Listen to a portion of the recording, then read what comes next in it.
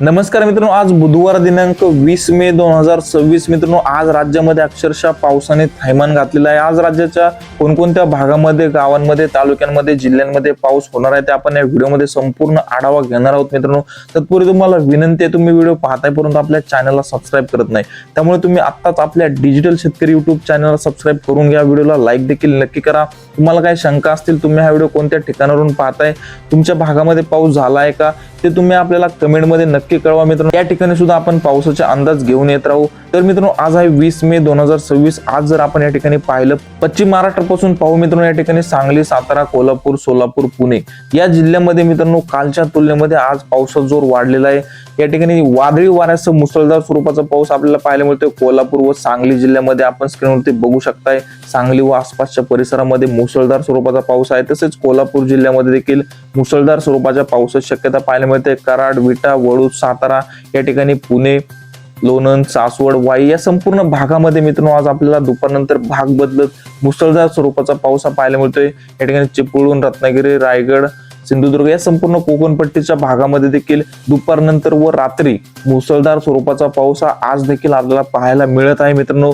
तसेच या ठिकाणी नगर जिल्ह्यामध्ये देखील पाऊस आपल्याला पाहायला मिळतोय। स्क्रीनवरती बघू शकताय, नगर व आसपासच्या परिसरामध्ये आपल्याला मध्यम स्वरूपाचा पाऊस पाहायला मिळतोय।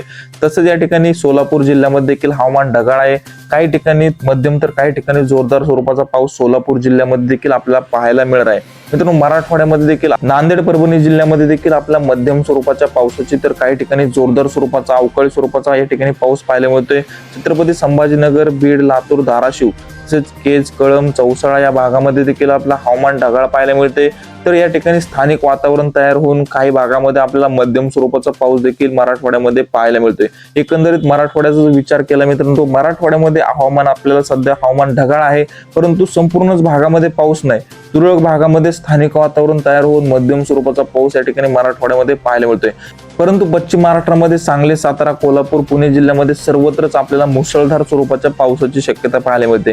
तसेच विदर्भामध्ये देखील हवामान आपल्याला गडद ढगाळ पाहायला मिळते। नागपूर, चंद्रपूर, भंडारा, गोंदिया, अमरावती, यवतमाळ, वाशिम या ठिकाणी, अकोला, वर्धा या संपूर्णच विदर्भातील जिल्ह्यांमध्ये हवामान हे ढगाळ पाहायला मिळते व स्थानिक वातावरण तयार होऊन या ठिकाणी सुद्धा आपल्याला मध्यम ते जोरदार स्वरूपाचा पाऊस मराठवाड्यामध्ये देखील आपल्याला पाहायला मिळत आहे।